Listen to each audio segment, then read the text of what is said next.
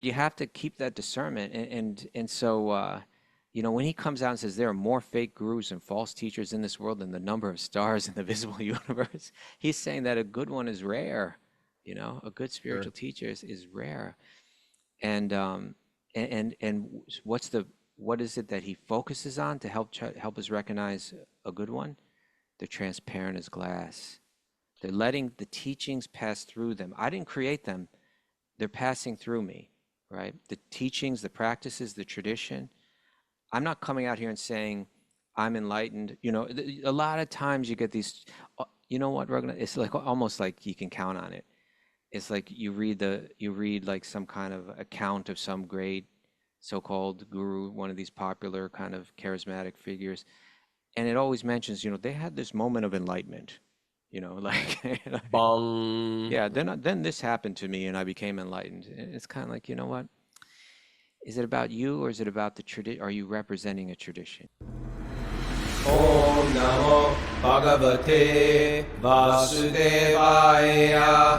Om Namo Bhagavate Vasudevaya. Om Namo Bhagavate Vasudevaya.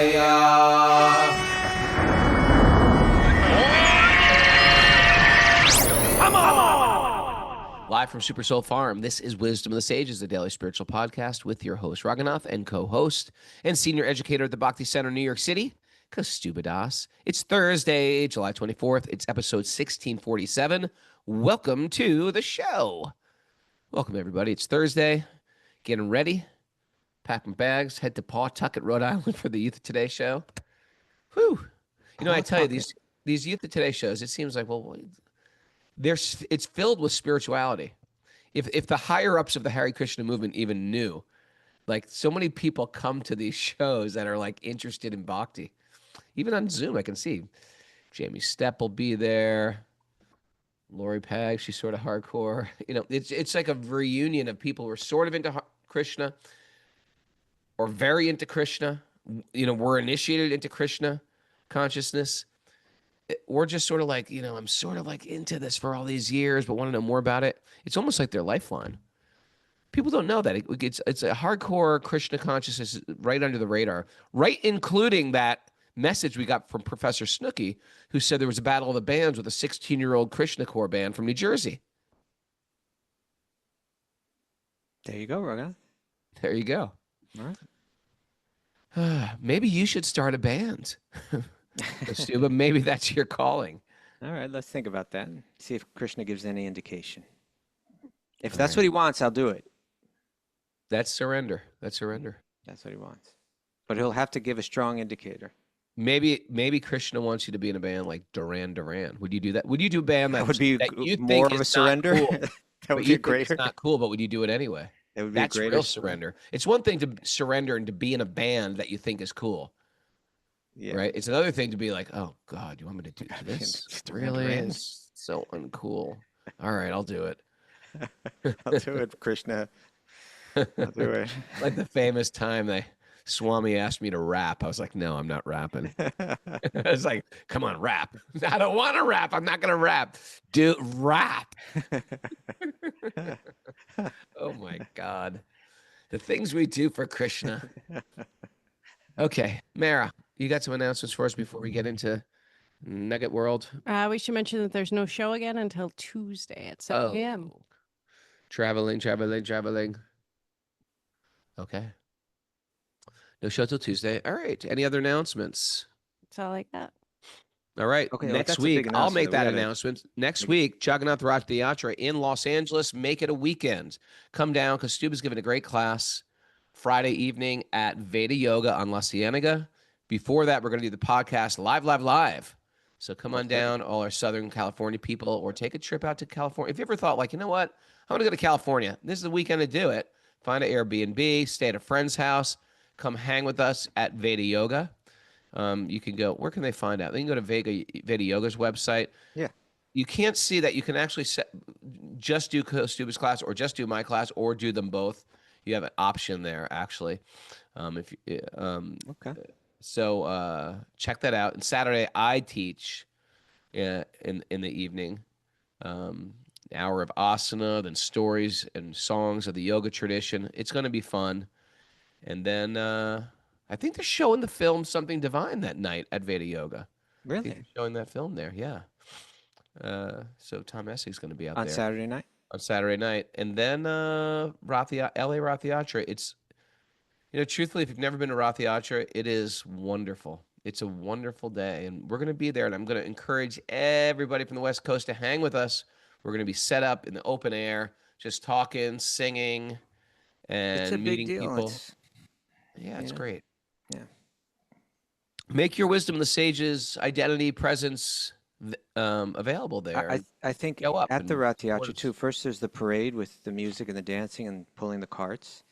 And then when it settles down there at Venice Beach with all the food and music, you're going to be doing kirtan on the big stage I'm going to be not at one point. emceeing, but I'm going to be welcoming Lord Jagannath from the carts to the stage. I think Okay. that's what I'm doing. And then at a certain point, I'm going to be doing the Q&A booth.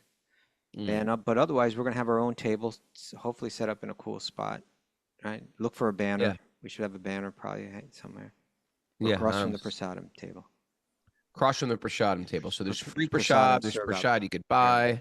Yeah. It's really a wonderful event. So, and the parade, I tell you, you walk down Santa Monica, you walk past the farmers market, you walk on Venice, along the beach in Santa Monica Beach, and it ends up in Venice Beach.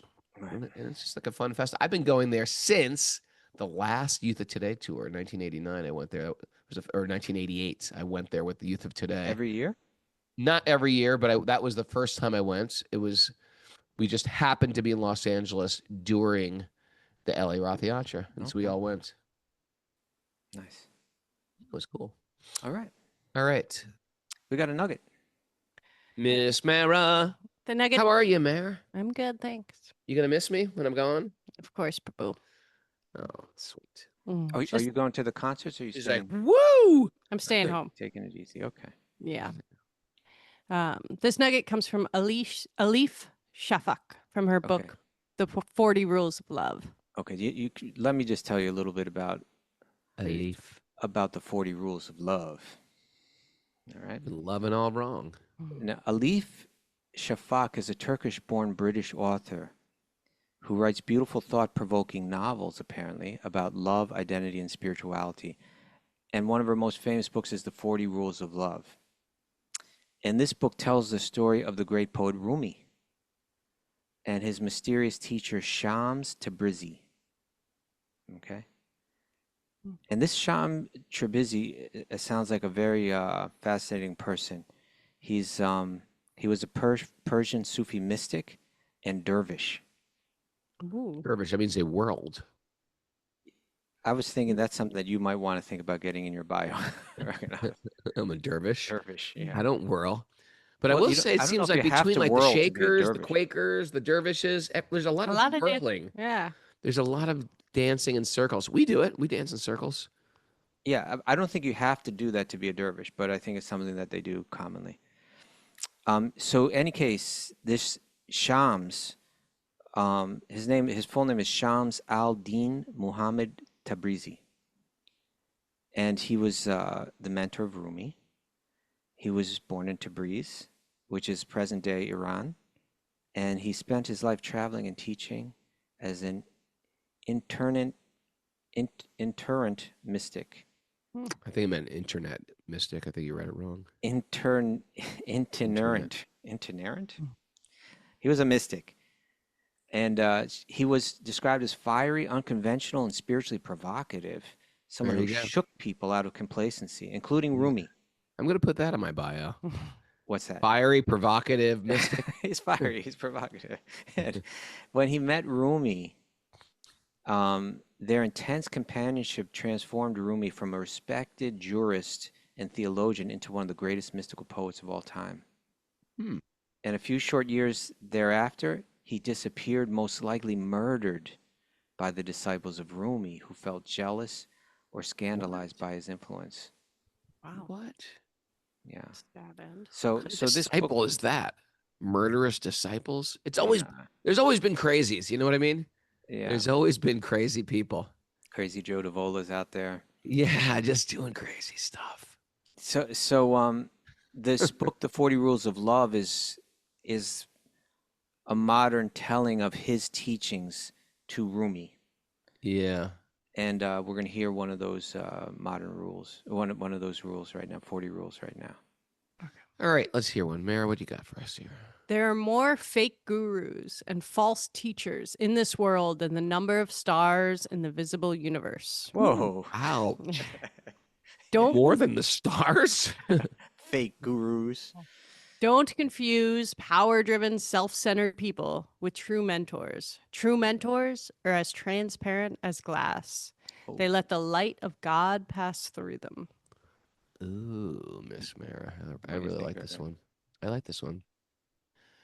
You know, the word that jumps out to me here is this transparent, right? Like Yes. it's so perfect that like a true guru, a real mentor is like a clean piece of glass.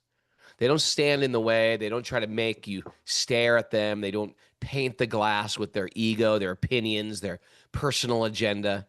Mm-hmm. They don't pose as enlightened or pretend they've invented something new, right? They're not selling themselves, right? They're selling God in one spin. They're presenting God. They're just letting the teachings, the light of God, pass through them, so you can see it clearly. Doesn't mean all leaders are doing that. It means they're not here in the business of having the credit land on them. They're quick to duck the credit, pass the credit on. You know, that's the actual beauty of a real guru. You don't even feel like you're looking at them. You feel like you're looking through them to something much bigger, much more beautiful. And the cleaner and the clearer they keep that glass, meaning the more they get out of their own way, right? The more we can actually see the truth for what it is. So if someone is constantly saying, look at me, I've got it all figured out, my teachings, my methods, my wisdom, that's all, it's already like a red flag. The true teacher is simply handing you what's already been handed down, unchanged, undistorted. They're not trying to shine, brighter than that light. They're trying to let the light shine through them. It's very, very nuanced, isn't it, Kaustubha? Yes, Raghunath. I like where you focused it, and that word transparent. It's interesting that he used that word transparent, because We use it. I believe it's Prabhupada, or was it Srila Bhaktisiddhanta Saraswati Thakur? Transparent via medium. Yeah, transparent via or via? Transparent via medium? Via medium. It's medium in any case, and it's a transparent one. Yeah. And yeah, that's what, we were reading from George Harrison yesterday from that song. Yeah, that was beautiful. I'm just seeing if I can pull it up right now. I know that I have a quote from George Harrison. Oh, you see, the Bhakti Center's website is breaking down right when I need it. But there was a beautiful quote from there was a beautiful quote from George Harrison where he's talking about his time with Prabhupada. And he's saying that what I really appreciate about him is he wasn't presenting himself like he was some big thing, even though he was like this great scholar, and even though he was so influential in so many ways. Yeah. His message was always, I'm the servant, I'm the servant. He would always say, there was a lot of so-called gurus that were kind of coming to the West at that time. And a lot of times people were looking for something, I guess you could call it like mystical if you want to use that word, but like something like magical. And he would say, the only mystical thing that I've done, the only magic that I've done is that I've presented this without changing a word of it, right? Like I haven't, I'm just handing it from here over to here without changing it. And that's changing people. That's turning people, from lost and suffering and confused into happy and dynamic and deeply spiritual. Hippies to happies. I'm sorry? That's how Hippies he used to to say it, from happies. hippies to happies, yeah. Yeah. And so I think he's so right on where he said, here's another thing. A lot of times when people come from a Western religious background to Eastern spirituality, a lot of the motive is that they're sick and tired of the narrowness that we're right and everybody's wrong, that kind of, Sure. yeah. And so then they open up that like, oh, there's truth in so many traditions. That's great.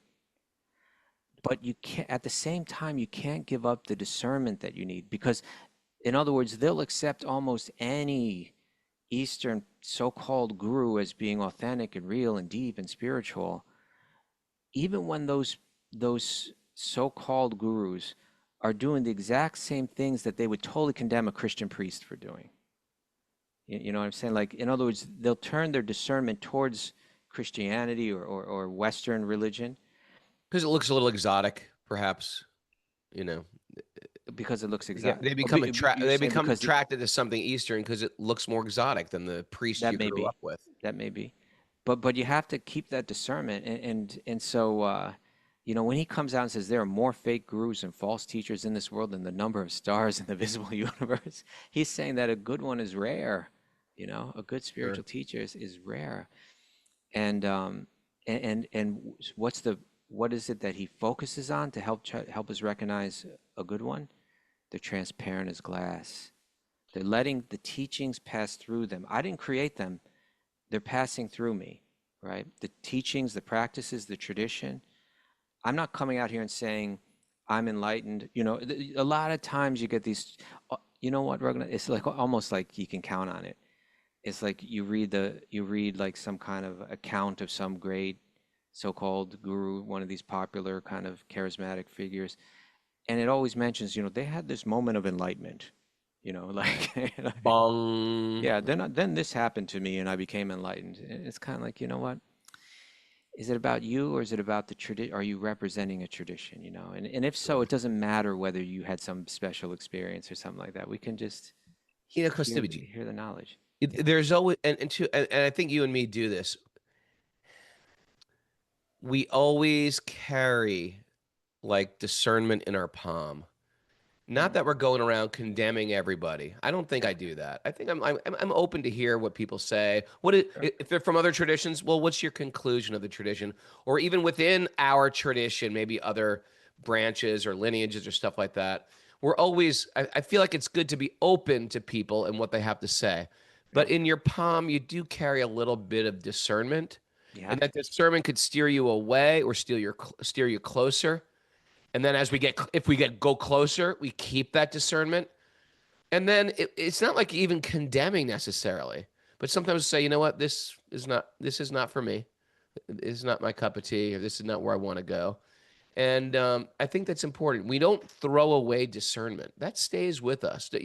Otherwise, there is that risk of cult of personality, Yeah. And what we're really attracted to is the light somebody gives us, the truth. Don't make it about the person so much, but what they're actually giving. Because what I see happens is people fall in love with some guru or teacher, and they're not necessarily enlightened, but they're very, very well spoken, and they're very, very sincere, but they're maybe not perfected. And so you have gurus who maybe aren't 100% enlightened beings and can fall from a position. And then, due to their love for that teacher and not necessarily falling in love with God, when the teacher falls, they fall. It's as if God Right. falls. And so, Right. even a good guru is going to really direct you higher. Hey, look, I'm giving this teaching. Krishna is who we're falling in love with. Always appreciate the teachers who've come into your life. I always do. And some of my teachers that I've loved have fallen away. And that's okay. To me, they're magical and they'll always be sent by God for me. But at the same time, I have to realize they brought me to a certain place and I'm grateful for them. And I can't condemn them. Oh, they were insincere. Some people just are not like completely purified yet, but they're very sincere. Oftentimes we feel like if a person fell from their position, they had no good in them whatsoever. They were just, tricksters and completely bogus. No, they just maybe weren't pure. They were sincere, but they didn't have full control of their senses and mind. What do you think? No, I agree. I agree. In one sense, like you're saying, if someone's a transparent via media, then even if the glass breaks, it hasn't changed what was you were seeing all along, you know, what you're seeing through that glass. And so, sure, there are some unfortunate stories of people that are just trying to be good representatives and then they can't quite maintain it. It's okay, because I was always seeing through them to the eternal truth that they were presenting. Yeah. But if I think that that person is everything, and we see this happen within the, you know, the so-called yoga world all the time, right? Like the Western packaged yoga world, where people approach people like that with the oh, this is my guru, and the person is not at all endeavoring to be a transparent biomedia. You know, it's all about their personality cult, and it does turn people against the whole idea. So I think it was really this idea of having scrutiny is important. Here it's being mentioned by this Sufi saint, you know. And what we're going to read today, Raghunath, we're going to jump in to a powerful chapter today. Remember yesterday we were reading along. We completed chapter 5, and it kind of ended on a bit of an ominous note. I don't know if you took note of that. What happened? Where he yeah, it does. He said, Vasudeva said to Nanda Maharaj, Krishna's father, had come to Mathura. He had seen Vasudeva, who was, Nanda Maharaj is kind of living in this idyllic kind of pastoral, you know, farm life, you know. Yeah. And he came into the city, met Vasudeva, who's caught up in the midst of political intrigue. Mm. It's just sort of like me and you. Not at all, but in any case, Vasudeva said to Nanda, he said this, now, my dear brother, since you have paid the annual taxes to Kamsa and have also seen me, do not stay in this place for many days. It's better to return to Gokula, since I know that there may be some disturbances there. Mm. What? Because Vasudeva was in the midst of all that political intrigue, he knew what Nanda didn't know. He knew that his child was living in Vrindavan.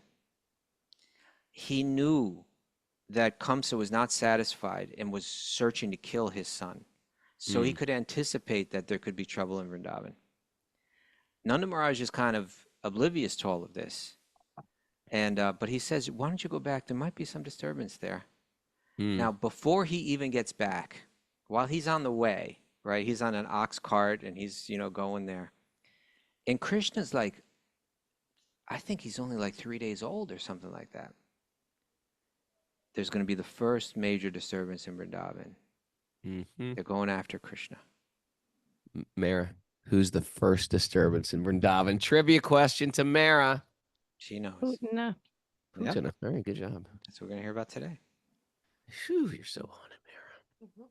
All right, let's get into this. Narayanam namaskritya naram shaivanarottamam devim sarasatim vyasam tato jayam madhurayat. Before we start in the Srimad Bhagavatam, which is our very means of conquest, one should offer respectful obeisances to the Supreme Lord Narayan, unto Narayan Rishi, the supermost human being, unto Mother Saraswati, the goddess of learning, and to Srila Vyasadeva, the author. Nasta prayeshvabhadreshu nityam bhagavat sevaya bhagavati utamasloke bhaktir bhavati naishtaki. By regular attendance in class in the Bhagavatam and by rendering service to the pure devotees, all that is troublesome to the heart will become eradicated, and loving service to the Supreme Lord, who is praised with transcendental songs, will be established as an irrevocable fact. Om Agyana Timarandasya Gyananjana Shalakaya Chakshurun Militam Yena Tasmai Shri Gurave Namaha. I was born in the darkness of ignorance. My teachers are opening my eyes with the torchlight of knowledge. I offer my obeisances at their lotus feet. Reading from the Srimad Bhagavatam, Canto 10, Chapter 6, Text 1. Number 1. You know, what I failed to make the connection that I wanted to make there, Raghunath. Tell me. That is that, so we heard from this Sufi saint who's like, yeah, don't give up your discernment when it comes to finding spiritual guides in life. There's a lot of cheaters out there. A lot of fakers out there.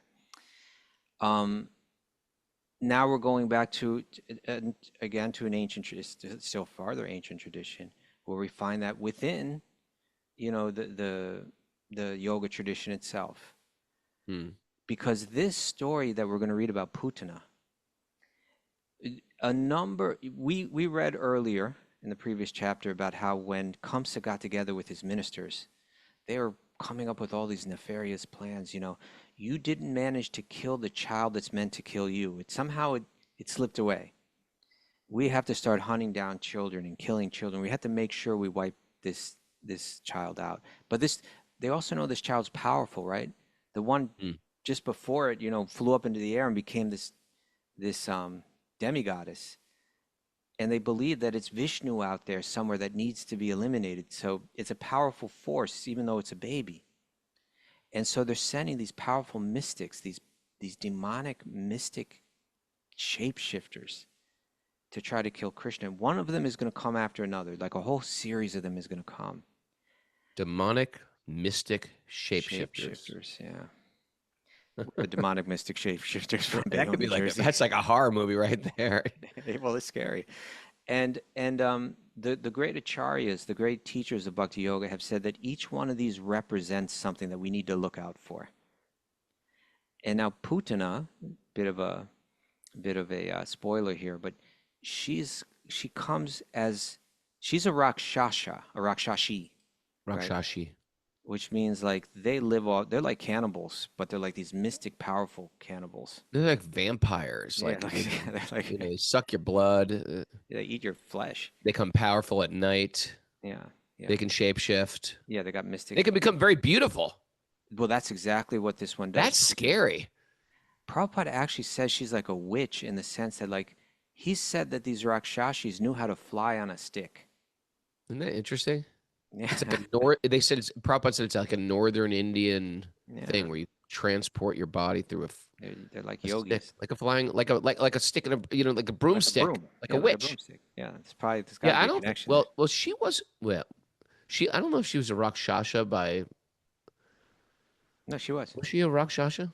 Rakshashi. Because a Rakshashi is like a species. I don't know if she was that species. She could have She just been a was. witch. She could have just been a witch. No, I'm pretty sure she's a Rakshashi. All right, let's see if That'll that comes come up. out. But she shapeshifts, turns into a beautiful woman, right? Like a beautiful saintly looking woman, right? Almost like a pure goddess. Like a movie star. I think beyond the movie star. I mean, you know. You're taking her down a Yes. few notches. Yeah, yeah. I guess movie stars can be like horrible looking too. Well, not that. I mean, movie stars may look nice, but she was looking nicer than any movie star. Right, but very glamorous and very like almost Stunning. stunning and queenly, like regal. Yes. Considering she's coming to a pastoral farm village, Yes. right? If you hang out upstate New York, you know, women don't do themselves up here. You know, it's just like it's in New York and LA especially. When you go out the house, you're primped and put together to make your. And people may say, "Oh, no, they don't." Yes, they do. I've lived in Los Angeles. You don't go out the door before you like put yourself together. Upstate New York, like no, women wear big like rubber boots up to their knees. You know, you see them in the store, they wave to you. You don't brush your hair. It's just like sort of upstate New York. But of course, the women of Vrindavan were very beautifully decorated. But in any case, but I'm saying it's a different look. it's a different look. It was shocking when she came. They thought she was like the goddess of fortune. It Glamorous. just wasn't because of her beauty, because I'm sure the people of Vrindavan were also very beautiful. It was like the way she dressed and There's carried something about her. Yeah. And Something in the way she walked, something in the way she moved. moved. Yeah. And so here you have this demonic person with terrible intentions posing, disguising themselves as someone that's coming with only the best intentions and providing the mother's milk, right? She's going to breastfeed Krishna. I get where you're going with this, Kaustubha. But it wasn't milk that she was offering, it was poison. And so here's the statement. This is from the great Bhakti Acharya, the great teacher. Bhaktivinoda Ṭhākura. Yes, Raghu, you're right on it. I'm on this. I know where you're going with this. She's the false guru. Okay, don't blow. Spoiler. Let it unfold, Raghunath. Let it unfold. So this is from his book, Sri Krishna Samhita, wherein he explains these different shapeshifters and demons that come to kill Krishna and what each one of them represents in terms of their obstacle to pure devotion. This is before you go on. Yeah. So we read these stories. They sound like fantastic fairy tales, almost like Mythology. a witch, Yeah. a tornado, a giant bird trying to kill Krishna, a snake. So again and again, these stories come up. Oh, these interesting Krishna fantasy myths. But listen to the message. Bhaktivinoda Ṭhākura, he deciphers. He gives clues about like, well, what does that represent? And go ahead, Right. Kaustubha. Yeah. All of these leelas are gonna they're multifaceted. They have a didactic thing, like there's something that they're teaching. They're also leela. So they're also, it's not just like they're fables with a moral. They have that aspect to them, but they're also leela in the fact that it's the way Krishna plays and experiences these deep emotions, these deep feelings. So here is the didactic end of the Putana Leela. What is it that we're meant to see and learn through this? What does she represent? And Bhaktivinoda Ṭhākura writes, the demoness Putana represents the pseudo-guru. Right? The pseudo-guru appears like a devotee, but his only business is to fill the belly. Right? He's got a materialistic aim. Right? He wants something. Such a guru is like a mother.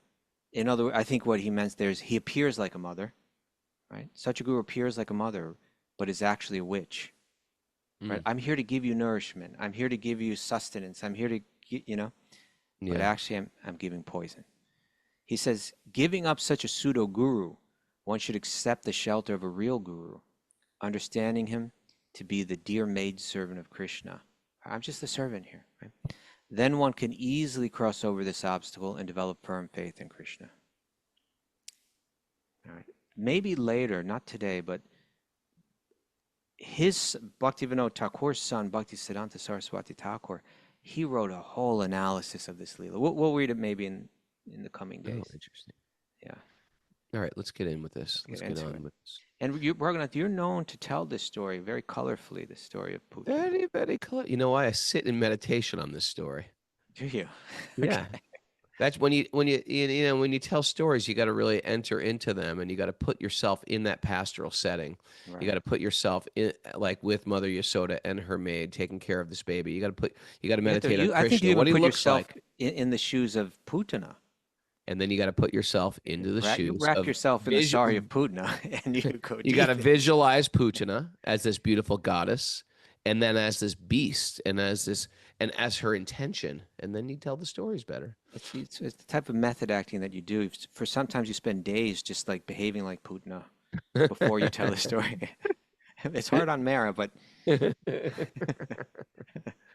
child, get off. Sukadeva Goswami continued, my dear king, while Nanda Maharaj was on the way home, he considered that what Vasudeva had said could not be false or useless.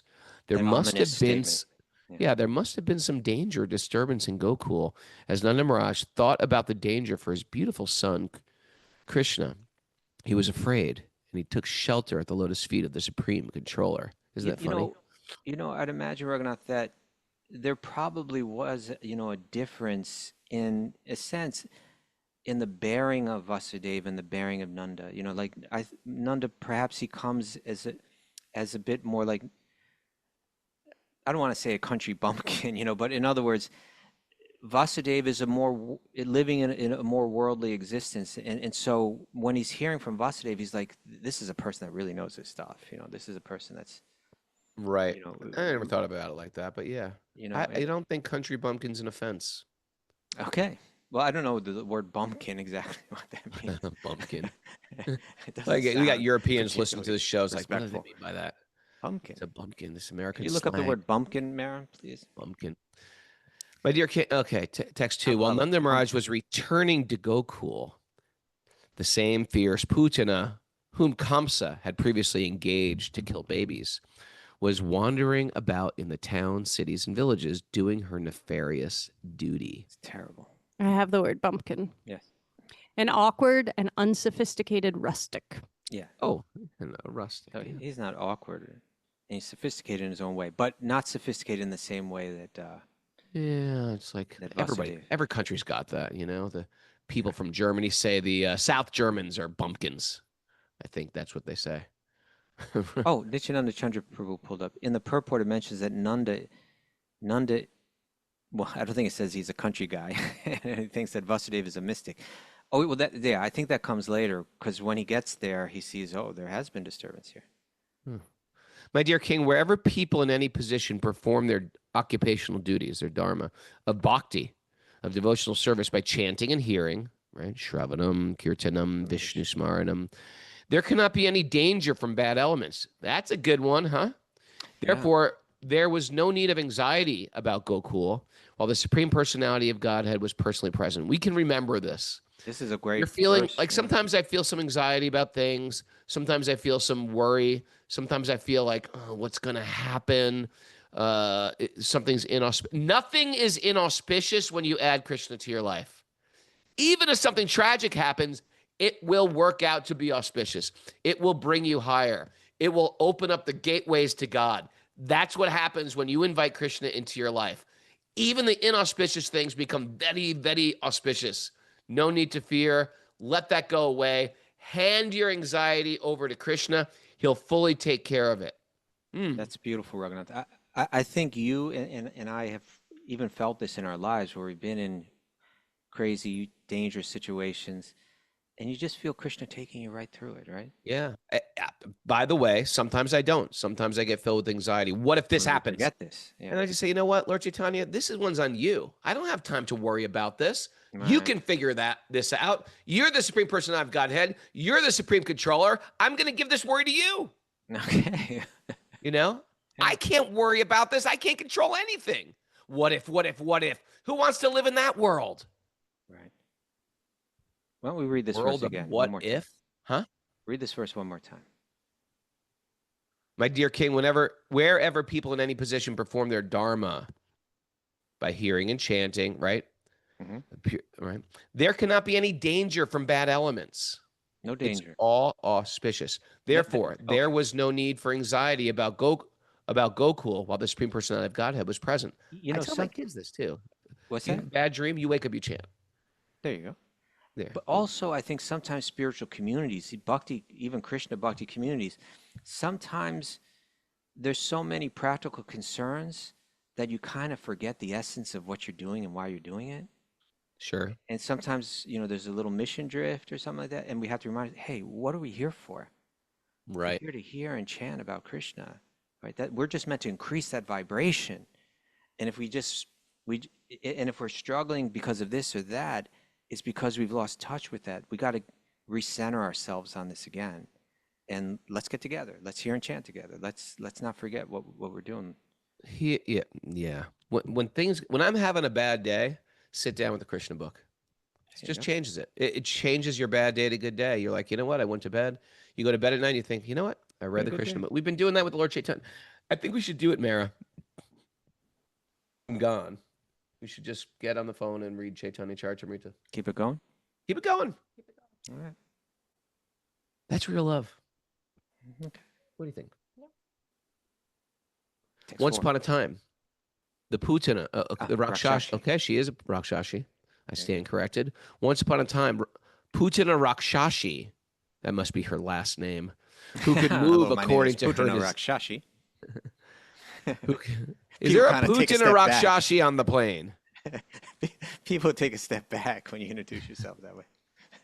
Who could move according to her desire and was wandering in outer space, converted herself by mystic power into a very beautiful woman, and thus entered Gokul, the abode of Nanda Maharaj. Okay, this is what Prabhupada writes in the commentary. Rakshashis learn mystic powers by which they can travel in outer space without machines. In some parts of India, there's still such mystical witches who can sit on a stick and use it to fly from one place to another in a very short time. Does that mean they transport their body? Or does it mean it actually flies like a drone? That's what I'm curious about. It sounds to me, it says a very short time, but it doesn't say like instantly. So it doesn't sound like it's like Star Trek. It sounds like it's more like the typical You know, Like a your drone. standard witch on a broom. It sounds more like that to me. Maybe. Her hips were full. Okay. So this is her in her beautiful incarnation. Yeah. Her hips were full. Her breasts were large and firm. Okay. Seeming to overburden her slim waist. And she dressed very nicely. Her hair was adorned with a garland of malika flowers, and it was scattered about her beautiful face. Her earrings were brilliant, and as she smiled very attractively, glancing upon everyone, her beauty drew the attention of all the inhabitants of Braj, especially the men.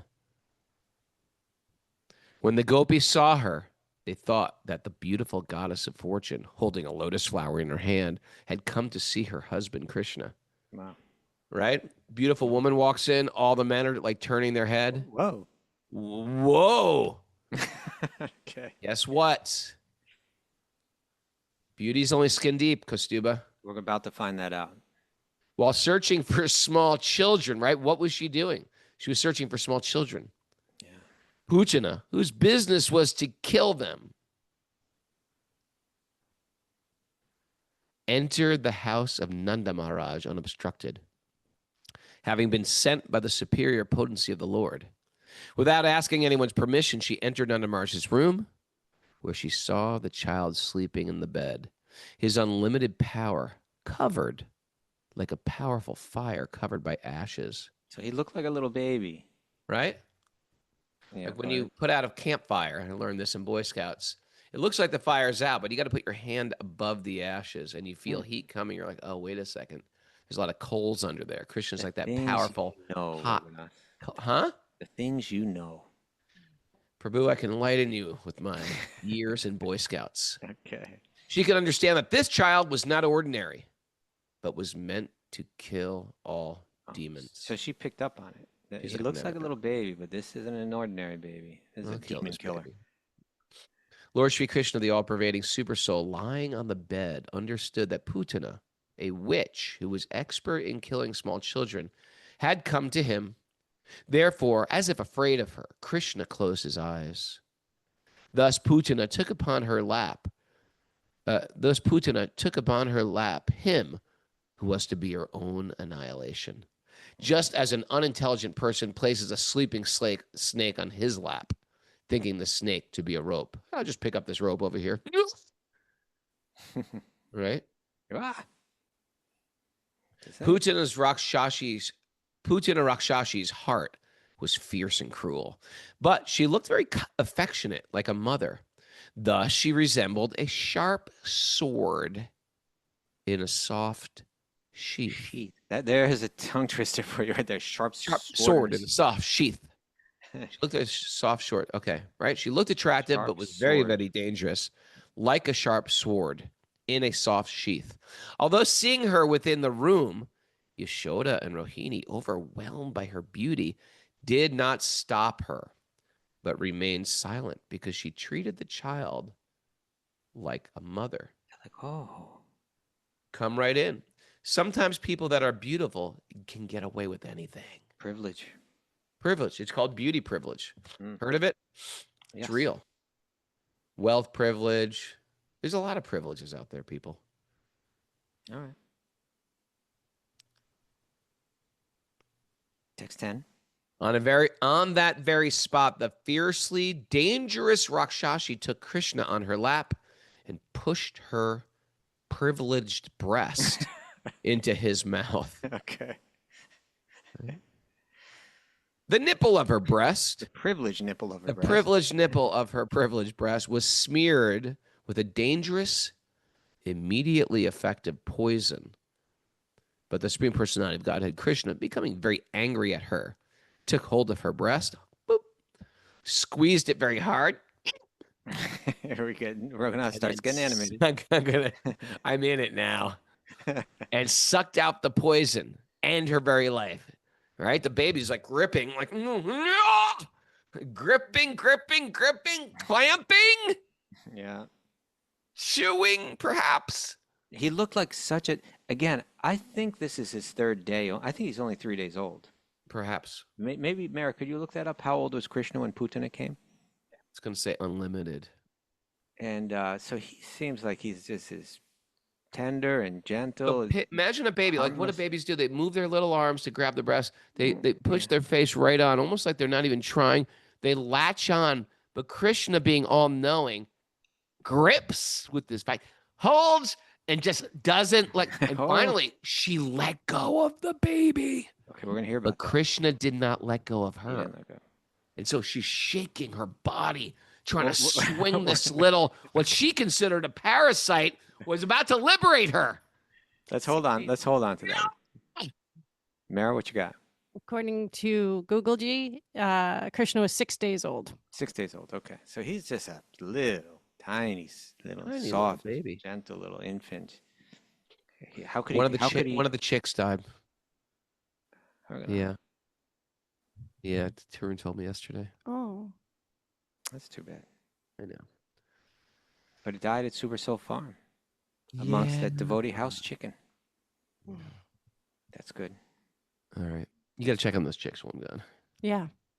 Do the chick check. Maybe bring them inside. Do a Put them in chick the check? bathtub. I'm not bringing him inside. They're babies. Okay, let's. You have know a what? mother. Chick, could we do your chick care, off the podcast? your chick, your chick maintenance. Did that Isn't it offend you, horrible? Raghunath? There's a restaurant called Chick-fil-A. Right? Well, All right, Raghunath, I mean, that's amongst so many. I know, but yeah, I guess fried chicken, Kentucky fried chicken. Yeah. Usually they cover it up with some euphemism or King. something. Burger King. Oh, there's a king. There's a king here. You know? McDonald's. It's some guy. It's a nice old farmer. White Castle. Oh, it's Chick. You know chicks? You can get an emoji of a chick. Chick-fil-A. Yeah. See a little chick running for his life. Kentucky fried chicken. Okay, Raghunath. That's horrible. It is horrible. It's good You to know what? say these things and let it resonate so we can become repulsed Okay. by things. Frying a chicken. Unbearably pressed in every vital point. Mm. Pressed. Just The baby's feeling it. pressing her.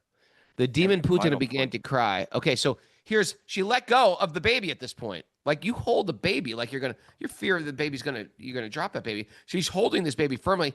Now she's gonna release her hands totally in the sky. She was in a lot of pain. Please leave me, child. Please leave me. Suck my breast no longer. What do you think Krishna did? He held on. Perspiring, her eyes wide open and her arms and legs flailing. Right? So this type of activity, if you're not on YouTube or Zoom, kicking your hands and feet, what does flailing mean? It means just like, like losing it. practically dancing. Her disguise, her whole disguise was falling apart now. Yeah. She's being revealed. Unbearably pressed. Okay. Perspiring, her eyes wide open, her arms and legs flailing, she cried very loudly again and again. As Putana screamed loudly and forcefully, the earth, with its mountains and outer space, with its planets, trembled. I don't know what that means. The lower planets in all directions vibrated, and people fell down, fearing that thunderbolts were forming. Maybe it was just like she triggered inauspicious things. Was the weight of her body that powerful? I can't figure this one out.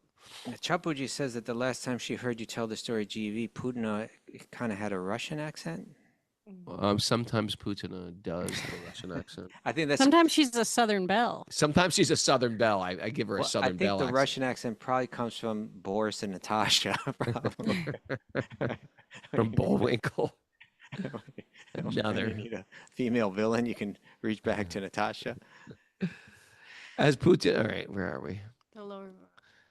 In this way. In this way, the demon Putana, very much aggrieved because her breast was being attacked by Krishna, lost her life.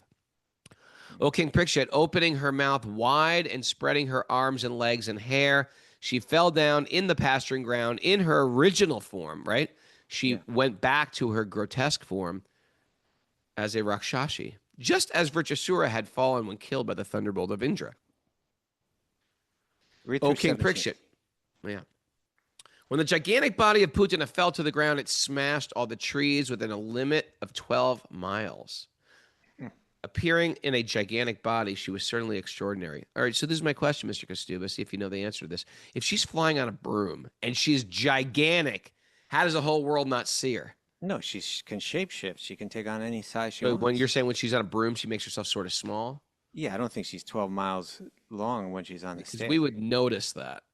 People would take note of that unless she was flying very high. And he's saying she was flying all over the universe. So Yeah. The Rakshashi's mouth was full of teeth, each resembling the front of a plow. So a plow, when they say plow, Sharp, sometimes strong. in India they mean like sort of a pick, like we say a pickaxe. Her nostrils were like deep mountain caves, and her breasts resembled slabs of stone fallen from a hill. Okay, that is not a compliment. Her scattered hair was like the color of copper. Huh. The sockets of her eyes appeared like deep blind wells. Her fearful thighs resembled the banks of rivers, and her arms and legs and feet seemed like big bridges, and her abdomen appeared like a dried up lake. Okay. The hearts, ears, and heads of the cowherd men and women were already shocked by the Rakshashi's screaming. That must have been horrible. And when they saw the fierce wonder of her body, they were even more frightened. okay. Let's Without pause here. fear. Huh? Oh, yeah, it's 8 o'clock. All right. Yeah. We'll come back. We'll come back to this on Tuesday. We got a few days off. Right, Mara? Yeah, that's right. And people can go to wisdomofthesages.com and join the Sage community platform to be Yeah, maybe we can line up some updated. things for these days like we did when we had that other break there. We'll try to do that. Look for That's that on the nice. Sage community platform. That's not, you know what? It's a good chance if you like listening to this podcast and you're getting something out of it, go back and binge listen to stuff you missed. Do that too? There are people there who have hit every episode. And guess what? You can hit them twice. You can hit them twice. Yeah, there's Go a lot find of that Joni episodes out Mitchell one we did. I was thinking about that, lately. there. There's a lot of interesting A lot of milestone episodes, I think. We should sort of highlight the milestone ones. sure. Okay. All right, ready for some takeaways? Yeah. Yep.